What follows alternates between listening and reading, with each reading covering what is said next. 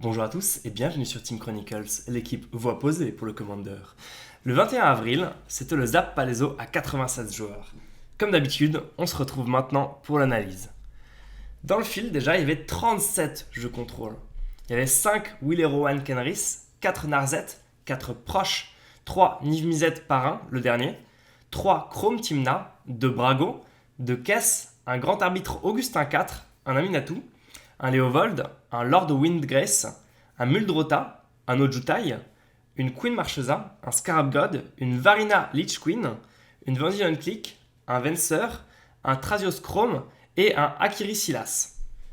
Il y avait 15 agro-contrôle, donc 2 fois moins, 2 Sai, 2 Sram, un Anafenza, un Chandra, un Inala, un Jenara, un Lazav, un Saskia, un Shalai, un Yuriko, du coup The Tiger's Shadow, un Rayyan Thrasios, un Ikrashidiki Rayyan et un Karlov.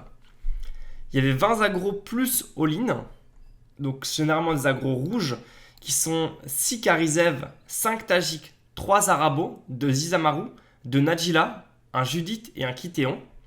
Il y avait 6 rampes, un Azusa, un Dareti, un Emrakul, un Maelstrom Wanderer, une Nissa et une Titania. 9 combos plus à base de créatures, 5 Gitrog, 2 Timnatrasios, un Iname, un Yisan, et 8 combos plus à base de sorts, 6 Teferi, un Kami, du Croissant de Lune, et un Silizi, Undead Vizier.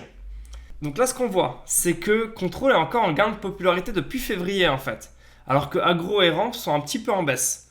Combo à base de créatures se maintient et combo à base de sorts est un chouïa plus présent avec un Teferi de plus, donc pratiquement la même chose. C'est un tournoi pour lequel il va être difficile en fait de se préparer, puisque Agro Rouge reste très populaire, mais on a maintenant aussi une énorme bouffée de bleu. On se retrouve avec la première info à la ronde 6. En table 1, il y a Ikrashidiki Rayyan contre Teferi. Ça, c'est super intéressant parce que c'est une combinaison de partenaires en fait qu'on n'a jamais vue, mais dans lequel on a un général qui est très solide et galère à gérer, et pareil, voilà, 7 d'endurance en fait, et pareil de l'autre côté. Donc ça fait une combinaison qui tient extrêmement bien le board et qui peut faire des cauchemars en fait au jeu rouge notamment. Donc ça, je trouve ça très intéressant comme approche, et du coup c'est marrant de le voir en table 1, il y a vraiment un truc à en retirer. En table 2, il y a Jitrog contre Akiri Silas. Akiri Silas, c'est une combinaison de partners qui a cette capacité très forte à bien tenir le table contre aggro avec Akiri et Silas. En table 3, on a Vandilion Click contre Tajik. Vandilion Click, c'est une prouesse de le mettre quand même en table 3 dans un metagame très rouge, donc bien joué aux joueurs. Mais en fait, ce qui est intéressant, c'est que Vandilion Click, c'est la plaie des jeux bleus. Je joue bleu contrôle, je me prends Vandilion Click, je pleure. J'ai un deck en face qui souvent a moins de mauvaises cartes que moi dans le match-up, que son général se joue en flash et il me pourrit ma main. Tajik, c'est assez intéressant parce que déjà c'est un chouïa plus lourd que les autres aggro rouges, ce qui peut lui permettre éventuellement de prendre l'avantage dans un miroir, mais c'est aussi du coup un jeu rouge avec beaucoup de punch qui peut mettre du coup en difficulté les différents contrôles bleus qu'il y avait dans la salle. En table 4, on a Timnatrasios contre Proche. Timnatrasios, c'est un classique qui est pas mal contre tout, mais qui peut être mou, qui peut être instable, qui peut ça peut prendre du temps et ça peut être difficile de l'amener dans les hautes tables. Proche, pour rappel, déjà il y a 3 couleurs qui font du mal à aggro en fait, les antibêtes du noir, les antibêtes du rouge et les tons et divers bloqueurs du vert, plus le fait qu'il rentre dans un général qui met 7 bloqueurs quand on le joue. C'est aussi un général du coup contre contrôle qui, si on joue le général, même s'il est contré, il met tous les jetons. Derrière, justement, du fait du risque de one card combo, ça veut dire qu'il faut raser le board, donc ça met des contraintes assez fortes en fait dès qu'on joue proche. Faut gérer le général, gérer le board. Et il y a la possibilité d'avoir accès à la discard noire. Donc il y a quand même moyen de bien se débrouiller contre contrôle aussi. En table 5, on a Anafenza contre Jitrog. Anafenza, c'est aussi l'option d'aller un poil plus lourd que les autres aggros pour avoir des bêtes de meilleure qualité et gagner les phases d'attaque et de bloc, tout en ayant un plan proactif assez violent contre contrôle. Et dans le genre, on aurait aussi pu s'attendre à du Saskia par exemple. En table 6, on approche vers Judith. Puis on est sur Chrome Timna contre Queen Marchesa. Encore une fois, Queen Marchesa, c'est les couleurs qui peuvent permettre de gérer aggro, quitte à swapper en fait et passer sur autre chose que Queen Marchesa. Et contre contrôle, en fait, quand on la joue, on chope le monarque, ce qui veut dire qu'après on va avoir un avantage de carte. Et si on combine ça avec des arpenteurs de la défausse, etc., on peut prendre l'avantage contre un contrôle. Chrome Timna, ça fait partie de ces combinaisons de partenaires qui peuvent être bonnes contre les deux. En table du coup 8, c'est Chrome Tymna contre Tajik.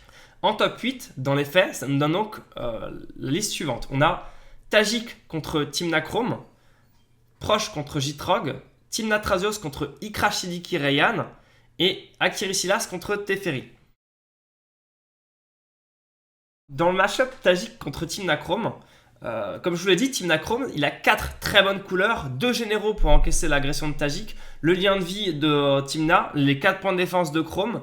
Il y a en fait le plan de survie ici pour Tajik, c'est probablement Tanglewire, Blood Moon ou Magus of the Moon, parce que justement Tymna Chrome a 4 couleurs.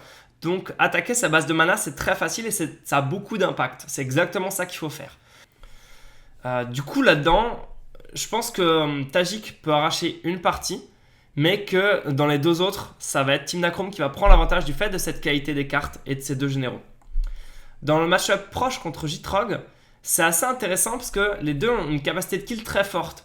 Mais il y en a un qui sait interagir avec l'autre et l'autre pas tant que ça.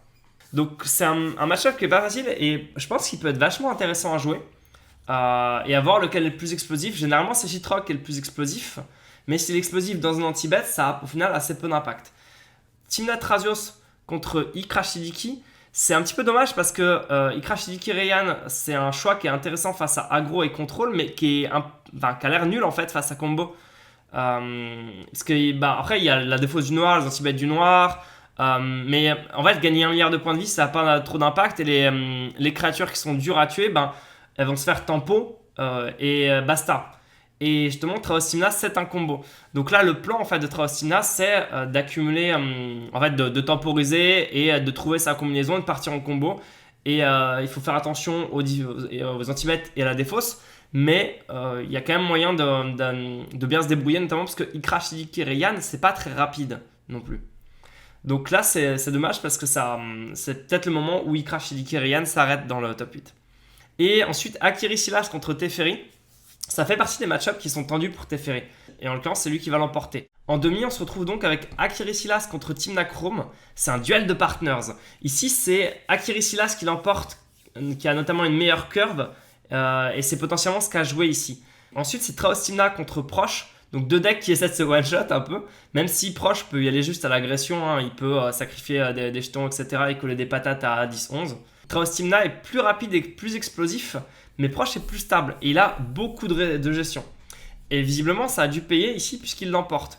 Et on se retrouve donc avec une finale Proche contre Akiri Silas. Et c'est assez cool en fait parce que Proche on l'a cité dans notre liste des généraux qui peuvent percer en duel commander comme un général qui a manqué d'atteindre les top 8 plusieurs fois mais qui vraiment pourrait réussir. Et du coup c'est le cas ici, il arrive face à Akiri Silas. La version Proche en fait de Stéphane est beaucoup plus orientée créature que celle que j'ai vue habituellement dans les top 16. Ce qui veut dire qu'elle elle est un peu plus all-in en fait, un peu plus explosive justement. Et il y a un peu moins de gestion et compagnie. Mais c'est très dur en fait de mettre la pression à ce Proche pour le Akiri Silas. Rien que s'il joue son général, parce qu'il est allé très vite, il l'a posé, il a 6 bloqueurs pour pas que Silas vienne récupérer des artefacts ou que Akiri mette la pression. Et il n'y a pas grand chose en fait dans le deck pour empêcher ça. Donc à chaque fois que Proche arrive, il tempo très longtemps. Et je pense que c'est ça qu'a joué puisque c'est Proche qui l'emporte. Bien joué à lui, c'est assez cool. Ça donne du coup encore une fois un nouveau top 8 avec des nouvelles têtes et des nouveaux decks, et ça c'est toujours un plaisir. Bon bien sûr il y a quand même beaucoup de têtes habituelles, mais c'est aussi le duel commander, on retrouve souvent beaucoup de joueurs qu'on voit très régulièrement. C'était tout pour ce tournoi, qui a eu des belles surprises comme ce Ikra Shidiki Rayyan. Donc merci à tous, n'hésitez pas si vous avez des commentaires sur cette vidéo, si vous avez des questions par rapport à tout ça et que vous aimeriez qu'on les creuse. On peut pas toujours répondre à tout dans les commentaires, mais on essaye vraiment. Et parfois ça demande vraiment trop de trucs, donc on y réfléchit pour faire une vidéo en fait potentiellement plus tard ou une deck tech ou voilà, il y a des fois où répondre aux commentaires correctement ça nous prendrait tellement de temps que en fait c'est mieux si on investit ce temps là sur une vidéo plus tard.